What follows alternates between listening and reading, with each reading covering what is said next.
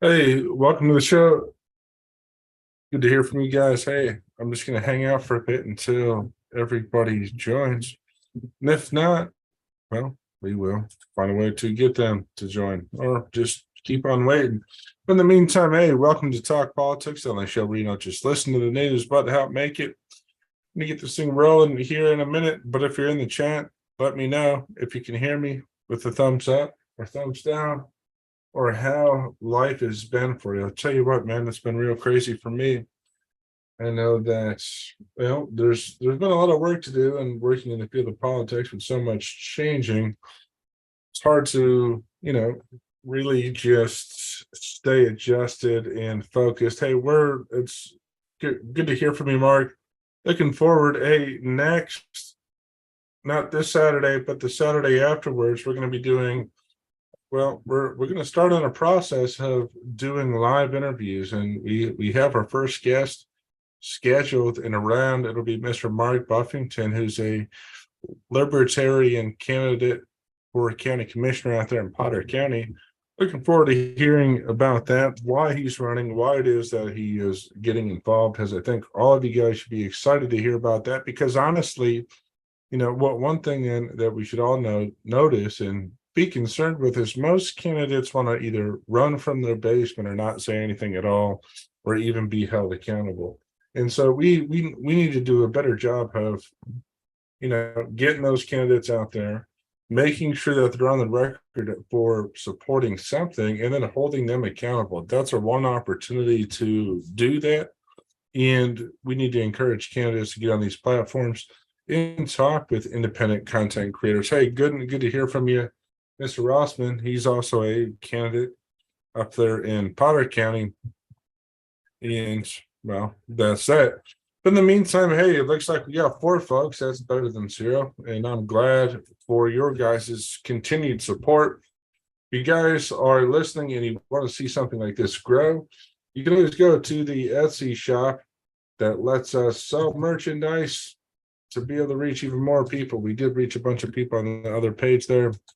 And so we're always using that as a way to, well, get out there, because independent content creators are at a natural disadvantage. And that's why we need your guys' help. Without your help, we'll never be able to cancel the mainstream media that mainly deals in lies and a bunch of other nonsense. And hey, that's why we truly, really do need you. So, hey, go to our Etsy site, etsy.com/shop/talking politics. There you can get some sweet swag. Get that swag, get them mugs. Honestly, I know if you do, probably your girlfriend or family will love you a little bit more.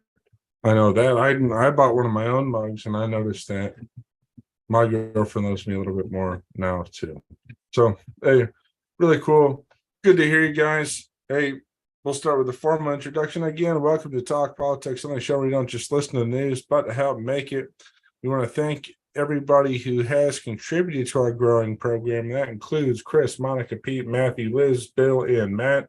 Thanks a lot. That's helped get us extra funds to reach even more people. And we want to thank you to the viewers out there. And well, hey, we'll start getting back into it. Right now, we got Pulse of the People, and we'll talk about what you guys are talking about in our group. In the meantime, if there's something that you guys think we should talk about in our chat, go ahead and drop it in the chat. And if we have time, we'll get to it and cover it. We may not have time, but hey, it's up to you. Drop it in the chat there. In the meantime, we're taking Pulse of the People.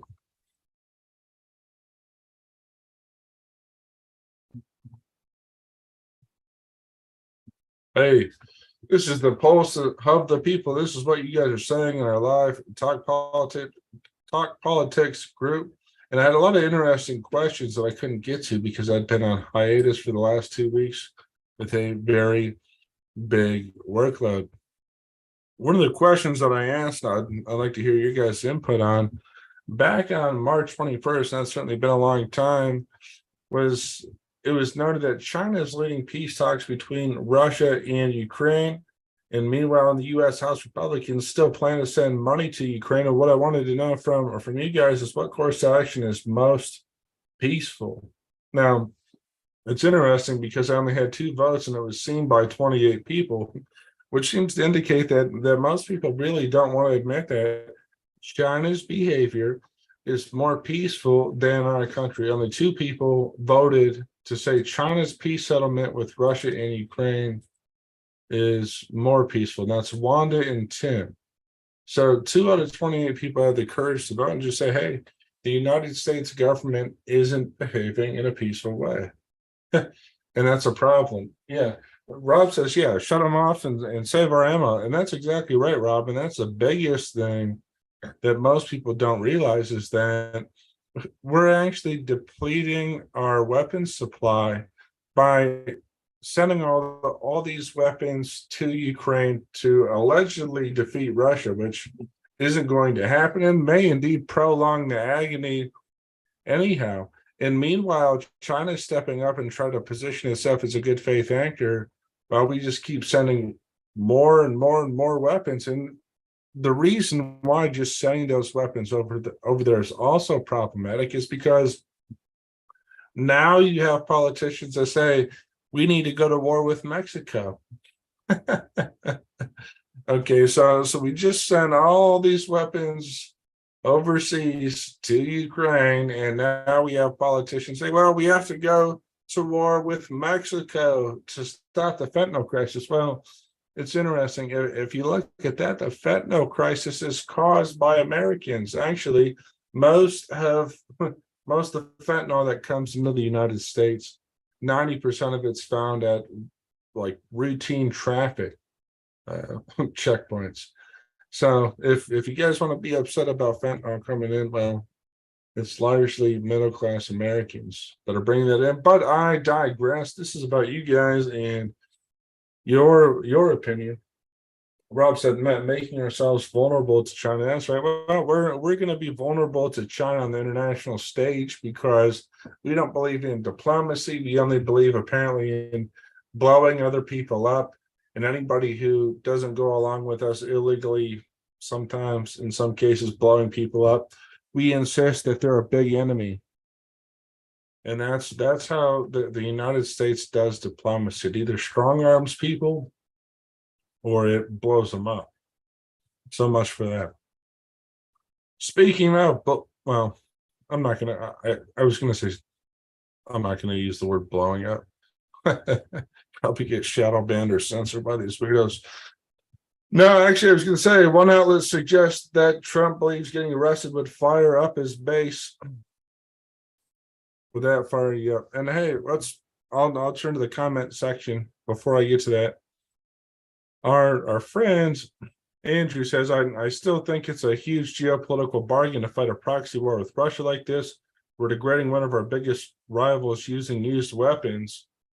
Yeah, and I think there's some validity to that, Andrew. I can understand people making that political calculation, but there's a difference between making a political calculation and saying it's a political calculation, and then telling people that this battle between Russia and Ukraine is a threat to democracy.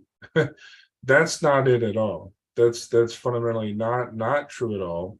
And also, I will say, Andrew, if we're degrading our weapons supply and then we're planning on starting a war with Mexico, if these politicians have their way, then it doesn't seem like a bargain. It really seems like we're on the path to mission creep with the Russia-Ukraine conflict. How long and how often are we going to keep sending those things over there? So yes, Andrew, there could conceivably be some value to sending weapons to Ukraine, but we don't even have any important strategic milestones or checkpoints or endpoints, and anybody should find that problematic.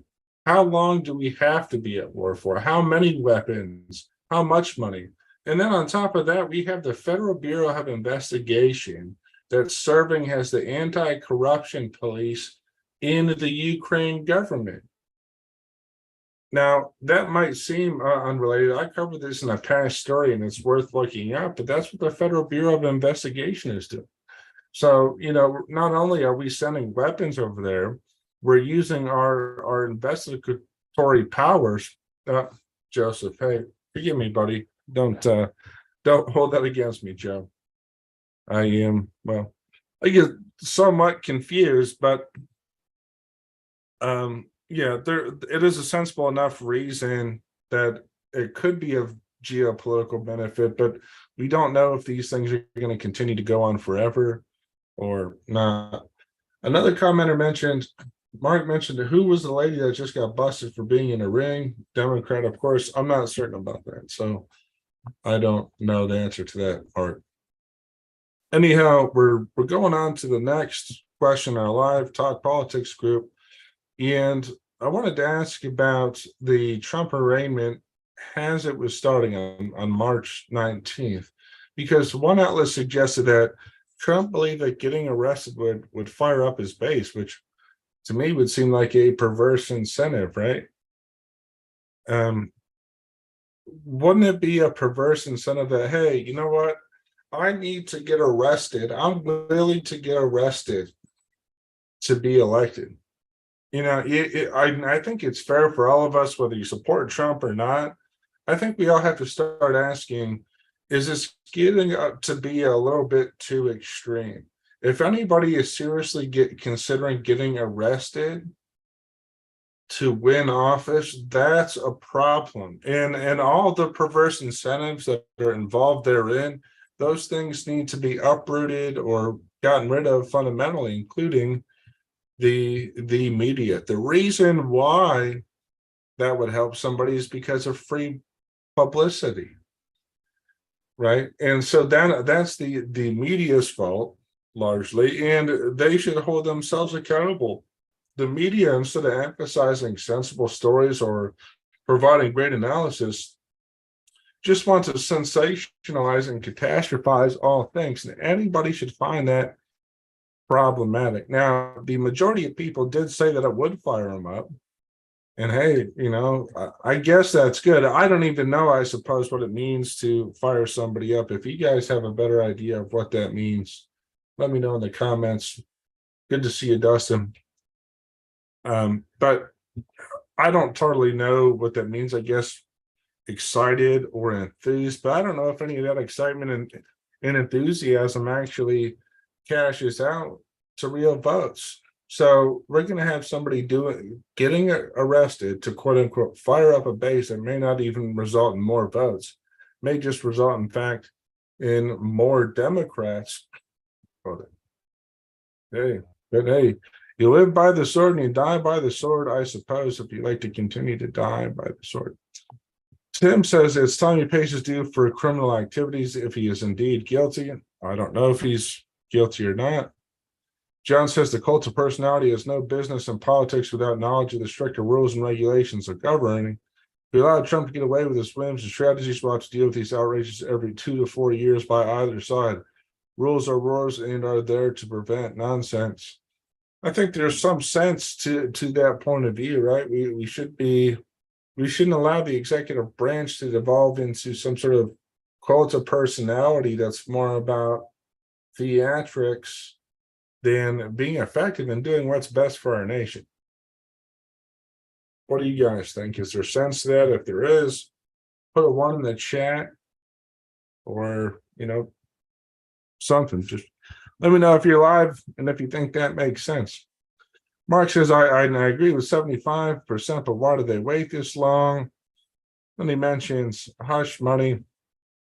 And that's interesting, Mark. Yes, Democrats shouldn't have waited this long to file any kind of meaningful charges against Trump. That seems problematic, right? And it seems like both parties are trying to intentionally upset each other in order to get some sort of political gain. I think that's not good, right? So what do you guys think? Good, not good? Should we have more politicians trying to get arrested in order to secure a seat? Let me know in the chat. Next up, hey, we're talking about America. I just wanted to know what it was that you guys thought about American, what it is. And apparently, you guys all got it right. A republic. Mark mentioned constitutional republic because democracy's mob rule in history, and we will build on individual liberty. And I think that's largely true. Most people seem to be forgetting at this point in time what a republic is. And this is always particularly important to keep in mind as members of the media insist that we are a democracy, which we are clearly not. Oh, the next question, and hey, this goes back to what we were talking about before. Trump wants to be arrested. Do you think chasing such perverse incentives help America in the long term? And with 19 votes, we have an overwhelming no. Most people seem to agree that this is a problem, that we shouldn't be getting arrested. So, hey, good on you guys. I actually agree, and I'm going to vote no on that also, because, well, it certainly doesn't make any sense to me. But we got a lot of interesting comments. Ryan mentioned he doesn't want to be arrested, but there's a perverse weaponization of the legal system. Well, sure. But I think here's something that we really should think about is if Trump is protesting against a perverse weaponization of the legal system, what would it be that he would do to stop these things from happening in the first place? What was it then that he did in the past? Yes, he did support some bills that would minimize the effects of administrative agencies, but did he really comprehensively work to make the legal system less weaponized? I don't know. Sarah mentions that she believes Trump wanted to bring attention to what they want to do with him so they don't actually do that, and that history's treated his predictions quite well in hindsight, and that he's usually right, and that he just wants them to be put on notice and the truth to be known. Well, that's hard to say. Yeah, Joseph mentioned Trump was terrible at governing, full stop. And I think that's interesting. See, I think we should even reevaluate what the role of a president is, because what the word president at root comes from is the word preside, meaning to sit in front of or to lead and oversee. And actually, for probably the last 100 years or so, fewer presidents have done any sitting in front of or leading and overseeing Congress, right? Instead, they've put themselves first before Congress, and I think anybody should take fault with that. Now, Trump certainly seems to represent the apex of putting media attention on a single individual president, but the symptoms of that cultural political disease have long existed even before him. And I think any president that insists on being on TV all the time instead of working with the legislator to do what's right, that they're all going to be terrible at governing. In fact, the position seems more and more, well, it seems more antiquated as time goes on, and they should have fundamentally less powers because we're more wealthy than what we were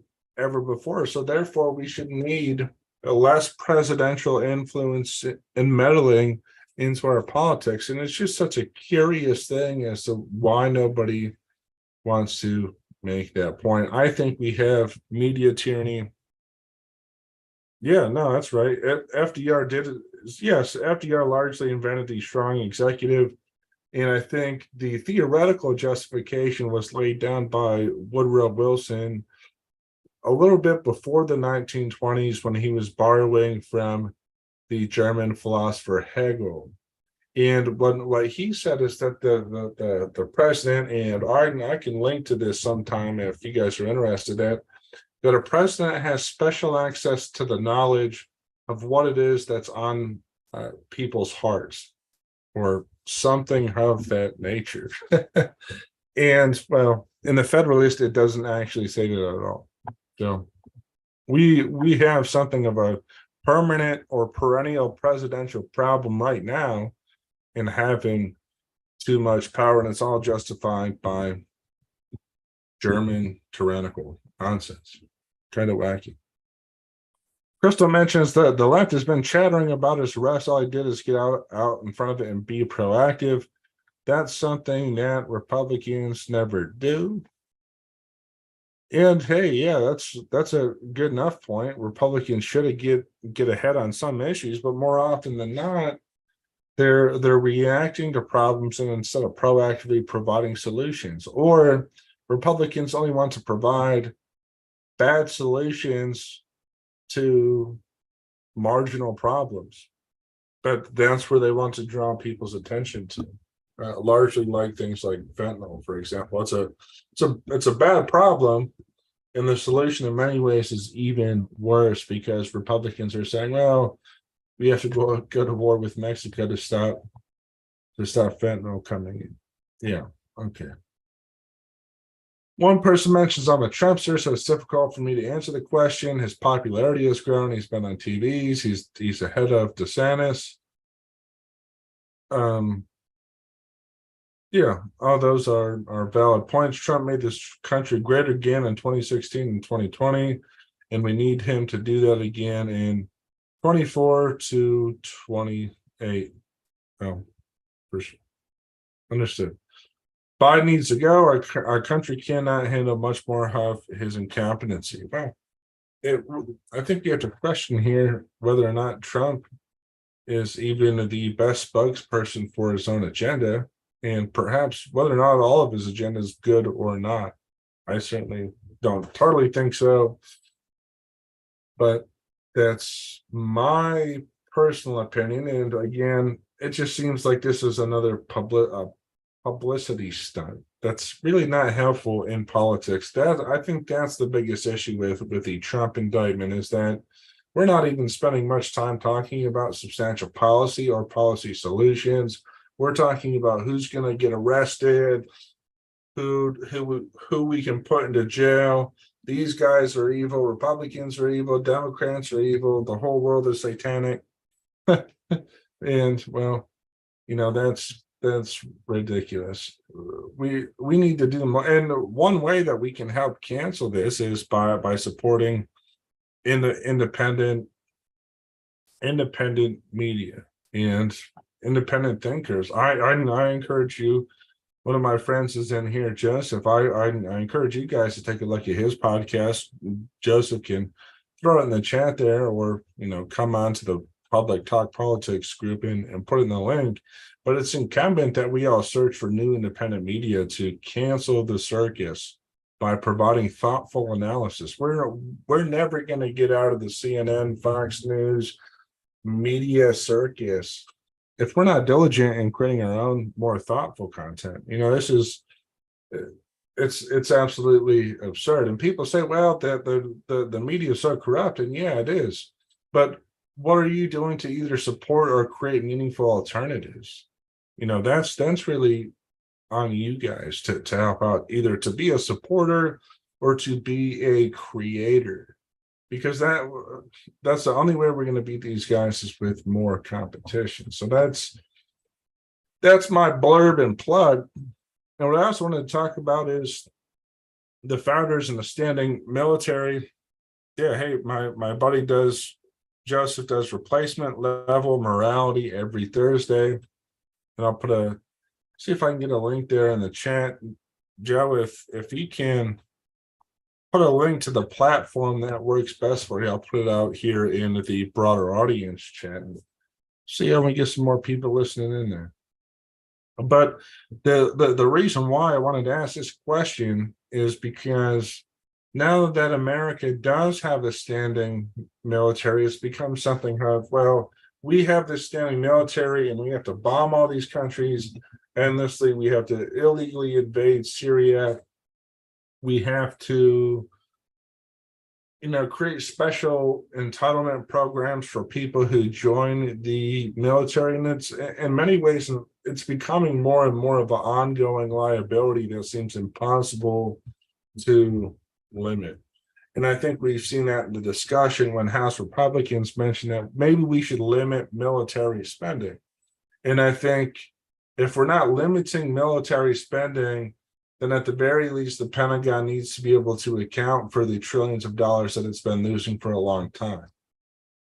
Then and at the very least, before we authorize new funds, you have to account for your own funds.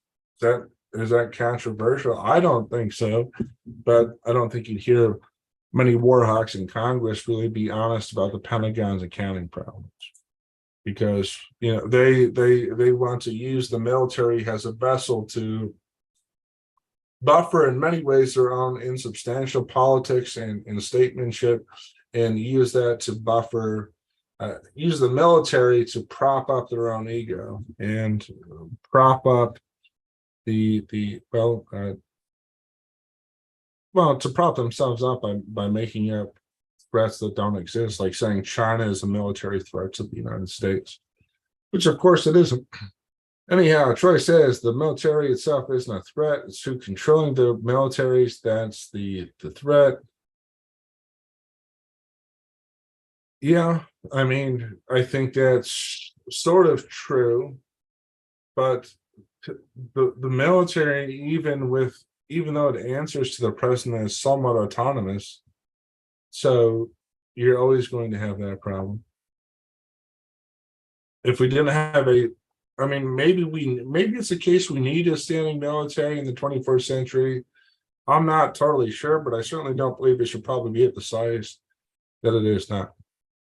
Dustin mentions there was a lot of disagreement about sending armies. Some wanted it without. Yeah, well, it's not even just that, Joe. It's that China not.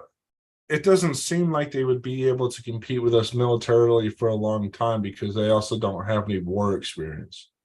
So not only do they not have the equipment, they probably don't have the training, and they most definitely don't have any experience. And on a related note, one thing that's interesting in the study of war that I found fascinating from Victor Davis Hanson, who in some ways I disagree with a lot of the things that he says and thinks are important.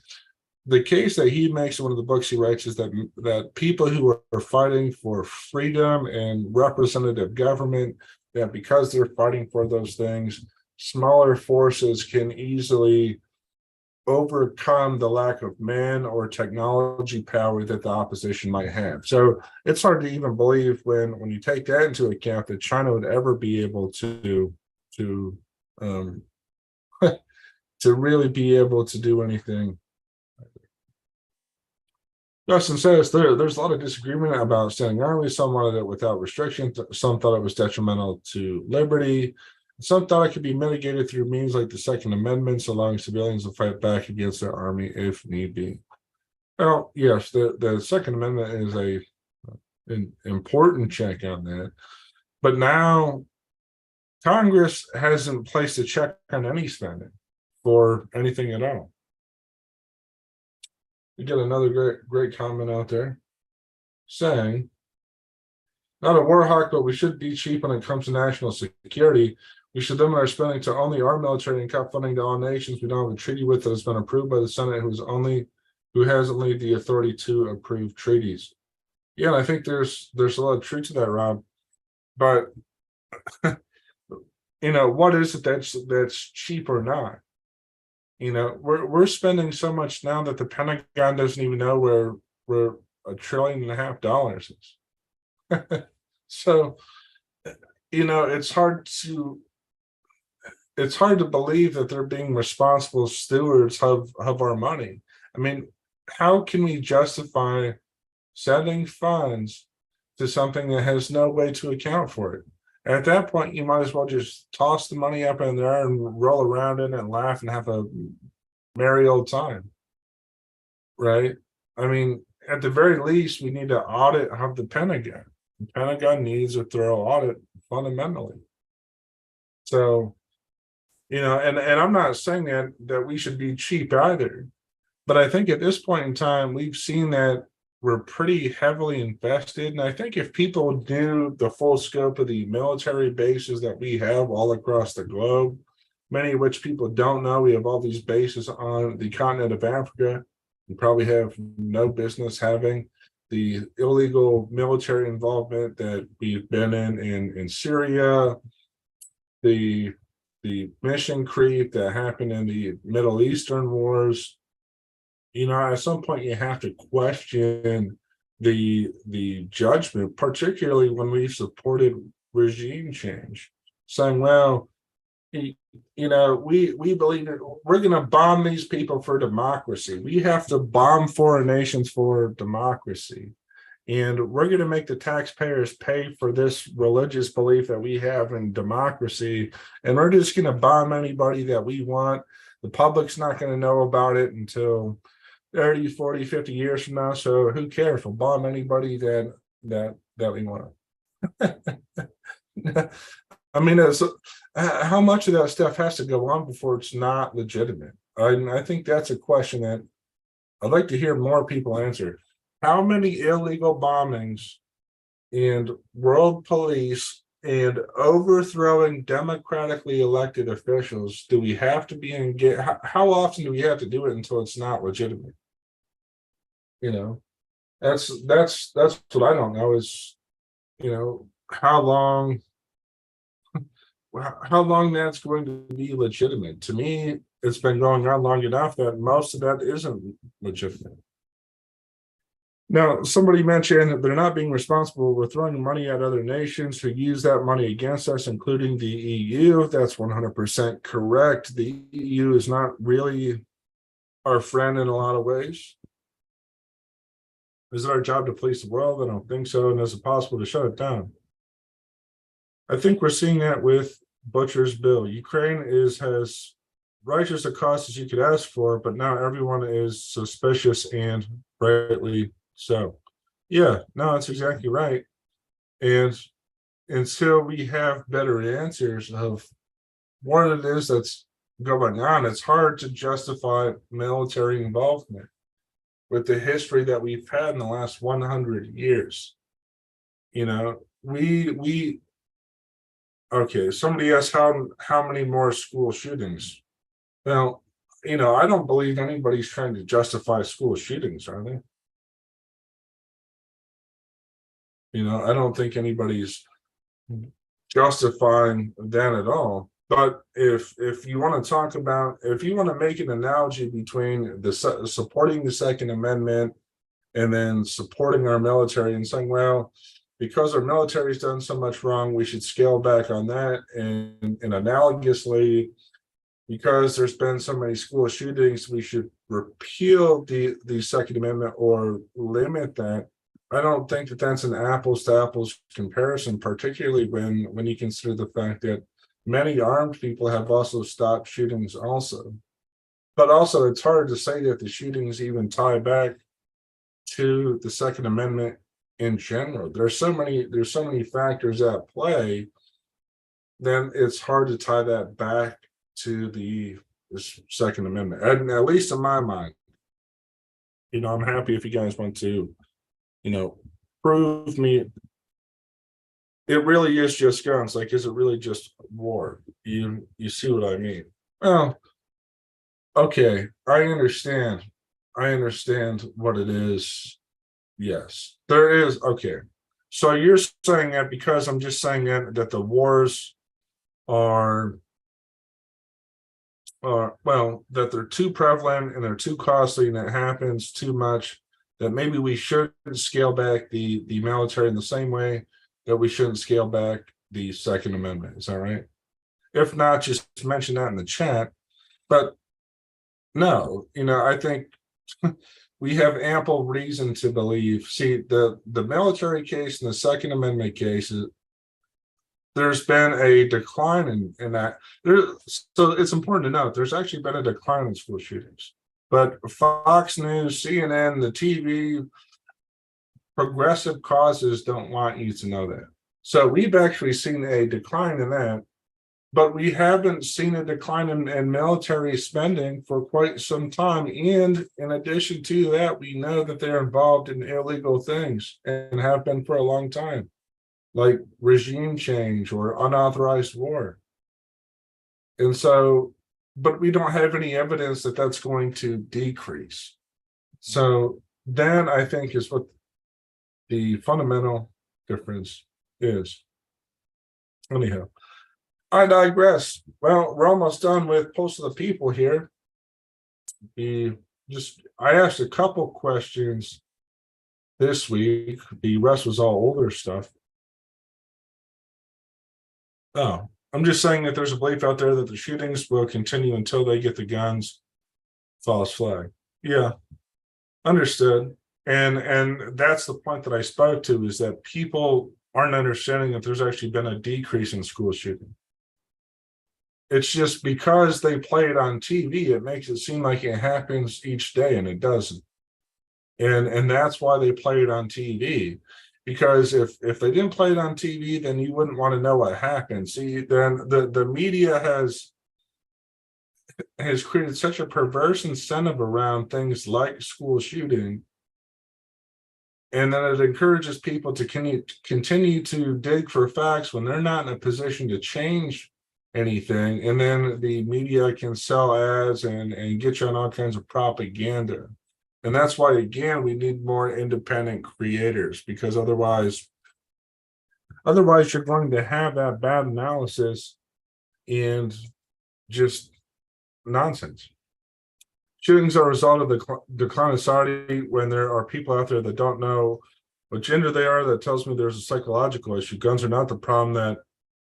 The mentality that everyone deserves a trophy mentality is the issue. Lack of respect is the issue. Well, you know, it's hard to say that. I know that a lot of people believe in the idea that society is declining, and in a lot of ways, I believe that too. Well, in some ways, sometimes, but in a lot of ways, society is actually better. Things are going better. We have more technological innovation. We have more wealth. We have more prosperity. People generally have longer life expectancy than ever before. So I think those things are mostly good. I honestly think that the shooting and a lot of the gender issues are sensationalized just so that we can largely avoid the real problems, which is our government doing things that they shouldn't be doing. See, when people are so focused on gender politics or gun politics, they overlook the fact, for example, that the IRS is intimidating people and trying to disturb them and stop them from doing their job, like what happened to Matt Taibbi. The IRS just showed up at his door randomly one day, and I believe, and I'll see if I have this story, they threatened to arrest him. It's stuff like that we should be doing a better job of holding people accountable for. And a lot of that gets overlooked by a focus on gender issues. So the stats, yes, I can. Yes, maybe we should arm people in schools, but perhaps there's not a problem in all schools anyhow. The schools that are high crime schools should consider those things, but if they're not, then we don't have to. And I think that that's where, again, the media goes too far. It makes it seem like it's happening in all places. People get paranoid, and then we have a government reaction that actually makes things worse for most people. Things like the TSA. People thought that, well, oh no, there was this big, and of course people were right to be afraid to some degree, but now we have a TSA, and there's no stats that say that the TSA has prevented any bombings or any terrorism or anything at all. And that was because of media sensationalism and the subsequent hysteria that results therefrom. But the big question I wanted to talk about is candidates. See, in Pennsylvania, and really just across the nation in general, where, to me, at least from what I'm seeing, it seems like primaries aren't working to select the best candidates in general. I hate to say it. I don't think that primaries are working out well at all. And I think we have to start to question the extent to which primaries should exist. Where we're not getting good candidates on the left or the right. In the state of Pennsylvania, we had Dr. Oz versus John Fetterman. I don't think John Fetterman's a good candidate either. I would have rather seen a more moderate, sensible Democrat win than John Fetterman. And it's a shame that Fetterman's in the condition that he was in, but even before that, it's not like he was an articulate, thoughtful guy. His main claim to fame is that he had a tattoo of his zip code on his arm. Now, where I'm from, you know, I'm sure up in Potter County, Pennsylvania, all kinds of people got tattoos of the zip code. Yeah, that doesn't make them a great candidate. And so I think we need to think about that. And I'm using this question here as an example of whether or not these primaries are working out. And I say candidates that lose by over 8% should be discouraged by their party from ever running again. Do you agree with this statement? We had 8 votes, which wasn't a lot, and I guess some of that's my fault. We had 2 people say yes, 5 people say no, and then somebody said something else. I said yes because I don't think that, how many times does the candidate have to lose before they shouldn't be allowed to run in the primary? Because I think it's the case now that primary voters aren't even focused on electing the most electable candidate.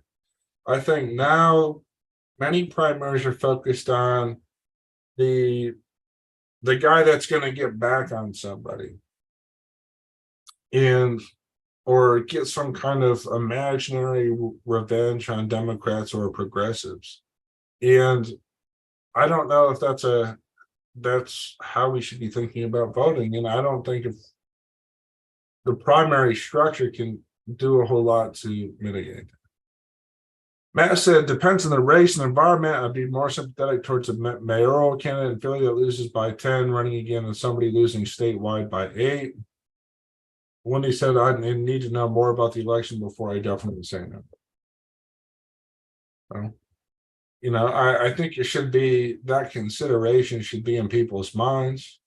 Hey, how many times does this candidate have to lose statewide before we decide we shouldn't vote for him? What percentage would somebody have to lose a statewide race before you'd say, I'm not going to vote for him? 15 points, 16 points, 17 points, 18, 19, 20. There has to be some sort of reasonable threshold. And I think people should do a better job of finding that. Now, I also asked a related question saying that primary elections have produced some of the worst candidates in recent memory. And if you guys disagree there, let me know in the chat. Do you guys think that primary elections have produced great candidates? If the answer is yes, then I'd be happy to hear it. But I don't believe that anybody can say that's the case. I'd be really, really, really interested in people trying to make that case. Anyhow, our commenters say vengeance. I agree with the past point. Vengeance should be left out. And elected officials seem to not be able to agree what's good for the country. Serve we the people. The rich are buying their way in. Oh. Yeah, there's probably some truth to that. But I have a hard time believing that primary candidates, the primaries are working out. And I'm trying to ask, why should anybody say, well, we have to have a primary, we have to have these primaries because we love primaries? Why? Why does anybody love primary races? Now, I have my opinion as to why I think some people do, and perhaps I'll share that at another time. But I'll just say generally, I don't think anybody should like primary elections. I think that we should have open ranked choice voting to give the individual people power. And some people want to throw their hands up in the air and say, well, those open ranked choice voting, that's a scam too, because Sarah Palin said so. Well, maybe, but Sarah Palin was also a bad candidate. And if she can't recognize that and other people can't recognize that, then I don't know what to say. Because when you analyze that actual election, what the opponent, the Democrat opponent, and I don't remember who it was that won, she ran a localized campaign and cut out all the culture war BS and talked about issues that affect people in Alaska.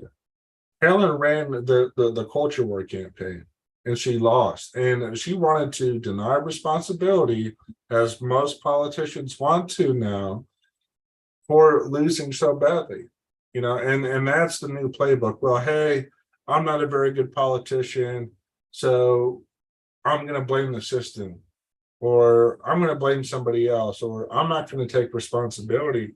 And as somebody who listens to this in part for a living, that has to be seen as pathetic. And people need to say, hey, this is pathetic. If you lose, you lose. Take ownership of it. Move on, grow up, do something else. But always blaming somebody else, that's a problem.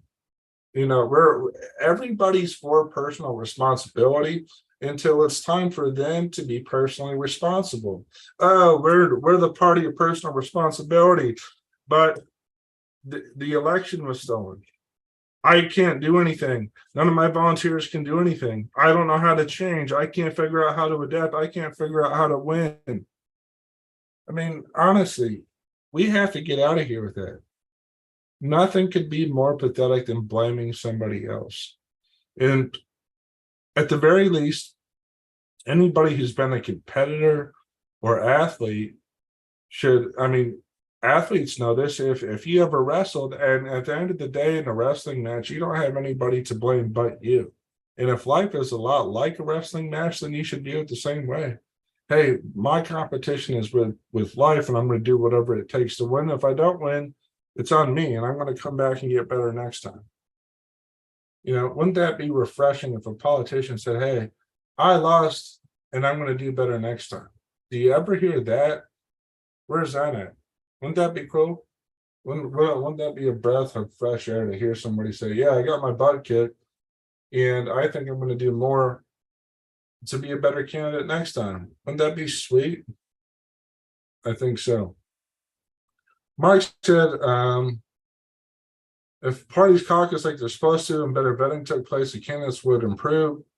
Rob said primary should be about ideas, and sometimes not everybody likes your ideas. But yeah, no, it's true.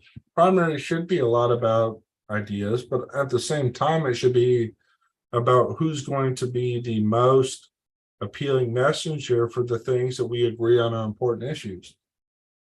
And primaries have gotten away with that. We are gotten away from that. So I think we should just reconsider that in general. Now, well, one thing moving on from that, and I wanted to ask people, what is it then that you think makes a candidate electable? And I put the first part has sort of a joke, fighting with the media, policy wins, something else, and then some other people added some important things.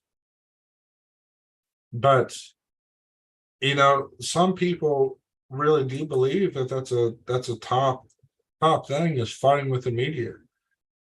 Stone says fighting with the media, but it could be something like red meat issues. So there's people who think that fighting with the media. Now, I don't know if Stone is saying that that's what he believes, but maybe that's what the public believes is, hey, if we fight with the media, that's a fighter.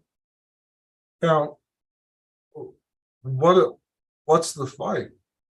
If somebody's fighting with the media, or how do you know they're fighting for quote unquote the people if they can't produce meaningful policy? I said policy wins because that gives people a track record that you can better vet and understand them. That's why in the past, when I was a special elector in a special race, I voted for somebody who I knew had the best policy record, because that's greater trust. And maybe that, maybe that's supporting an incumbent, and maybe that kind of stacks the deck for them. Understand, but there has to be some proof that people have skin in the game.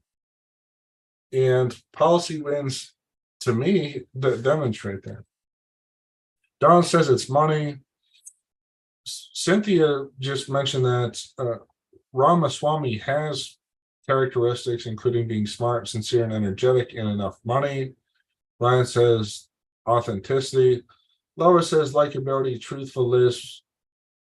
And Jared says radicalized truther who will fight the system and sees it for the disaster it is. So it's interesting. We have all these criterion as to what makes a good candidate, and is the media talking about this? Is the media really saying, well, this candidate is good because they have policy wins, but I think this other person has more character and this person is more likable? Is that the kind of conversation that's really going on? I mean, to me, that seems to be the case that should be what happens, right? We we should be talking about these traits and asking what candidate has what. I don't see anybody talking about that. People talk about money. They talk about if they support a woke issue or not, and whether or not they can win the race, as if everything else is settled. And at the very least, what I hope people take away from the show is a willingness and ability to talk about politics, because those are the things that need to be talked about, and people aren't talking about those things. And that seems like somebody's people, in many ways, myself included, are dropping the ball because we're not having the right conversations. We're letting people tell us what conversations we should and shouldn't have. And I think that's stupid. You should, if you believe in the First Amendment, you should be willing and able to say anything that you think is important. And if you're not, that's not right. So that's all we got for a pulse of the people. It took a lot longer to get through that than what it normally does. It took about an hour. Well, actually, it took well, almost a full hour just devoted to that. I'll leave it open here for a minute for you guys to talk about any issue that you want to talk about. But we have a candidate that says, honestly, if we had candidates that strictly follow the Constitution, we'd all be much better off. And that's a point that I fundamentally agree with. And I think, though, that we need to get back to a point where people can properly understand the Constitution. You get a lot of Republicans that say, well, hey, I support the Constitution, I support bald eagles, I support the flag flying. And you say, okay, so what about the Constitution then that you support? Well, I support all of it. Okay, why? Well, because it's good. No, that's really not enough. In fact, there's some things in the Constitution that shouldn't be supported. The 17th Amendment that got rid of the state legislators selecting the senators is a problem that shouldn't exist. Yeah, in a lot of ways, the Constitution is easy to understand, but that doesn't mean that you should like all the things that are in it. The 17th Amendment, nobody should like that because that undermines state sovereignty fundamentally, right? So people don't even understand what the Constitution is. Yes, it's easy to understand, but you have to have a certain philosophy or some understanding of what it was designed to do to be able to carry it out. Most people don't even know why the Constitution exists, so that's why they feel free to do anything that they want to do. They don't know why it exists, and more often than not, they actually don't care because they want to be remembered as a small town hero who got their congressional districts a bunch of taxpayer goodies, a bunch of taxpayer funded entitlements and memorabilia on highways, bridges, and all that rubbish. But enough of that. That's close to the people. That's where you guys were. And hey, it's awesome to have your guys' input. Thanks again for the people who are being active contributors here in our chat. I really appreciate you guys more than anything. You guys are the ones that are keeping the conversation going and keeping it out of the hands of, well, for lack of a better word, fake news. You guys are driving the conversation, and instead of just being a passive receptacle for news, you guys are actually making the news stories yourselves, and that's awesome. And I want to thank you guys for that. In the meantime, though, we're about to move on to national news and nonsense coming right up.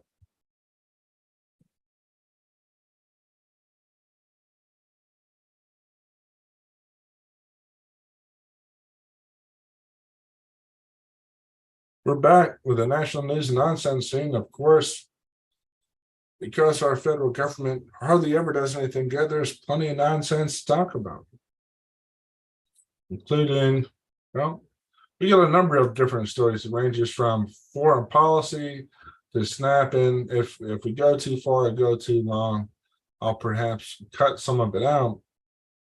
But there's just so many of these stories that don't go covered or thought about, that I'm trying to provide insight into the things that the government is covering up with a bunch of nonsense.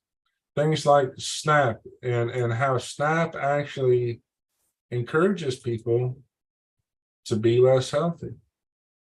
Okay. SNAP households tend not to purchase healthy food. Isn't this cool?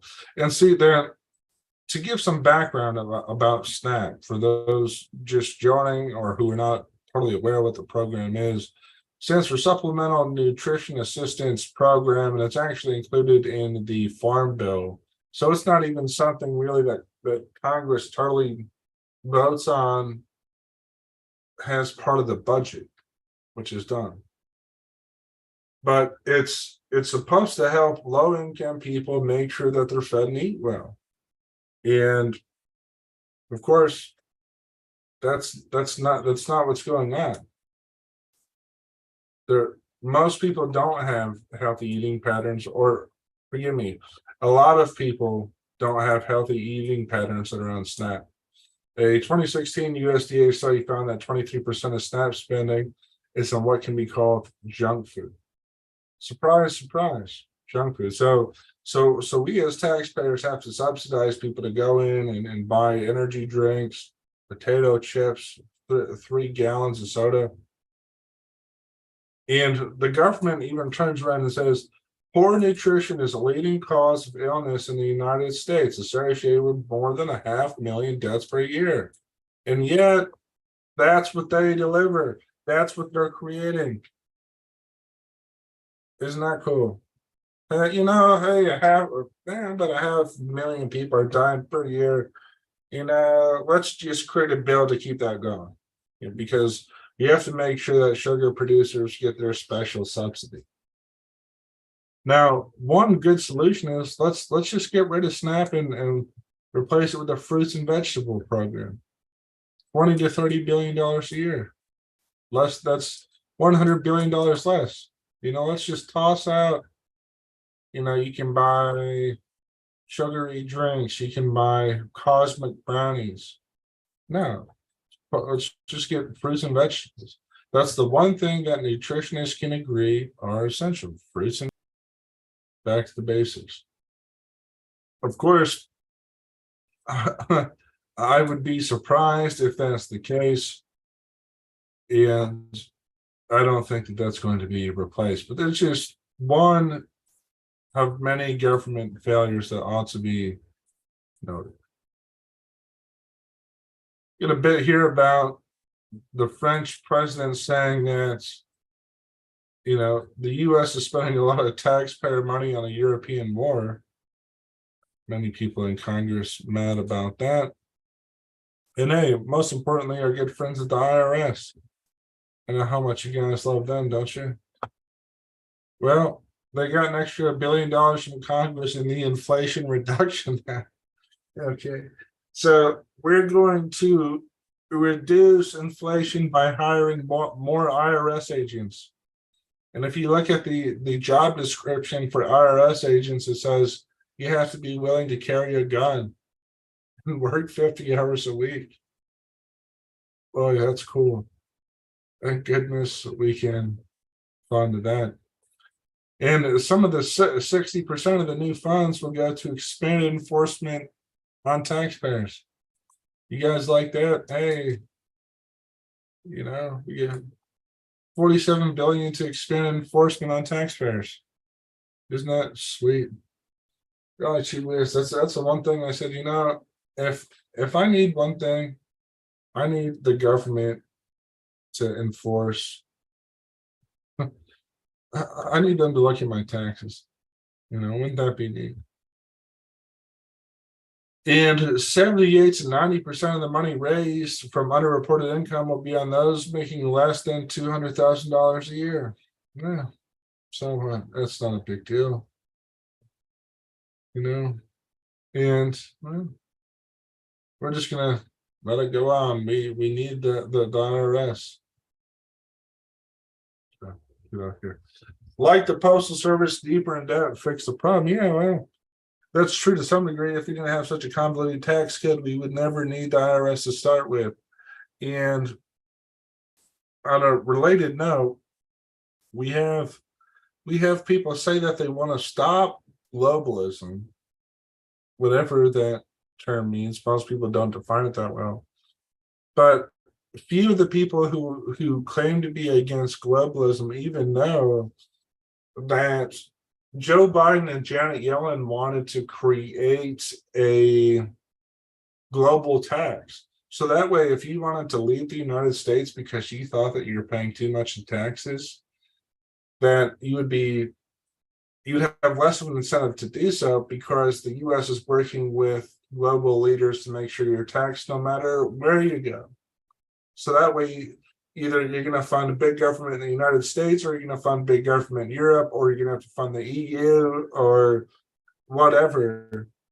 And you can't do anything about it. Now, anybody who's against globalism should fundamentally be against that. One thing that I wanted to point out that also goes against what our constitutional system is supposed to allow is the United States military. We have troops in Syria, but yet Congress never authorized a military mission in Syria for any purpose, which would be what? Congress never authorized a military mission in Syria for any purpose. What does that mean? That means it's illegal. Whoa. We have an illegal war going on. The original mission was unauthorized by Congress. Now, God forbid we focus on the illegal war we're waging.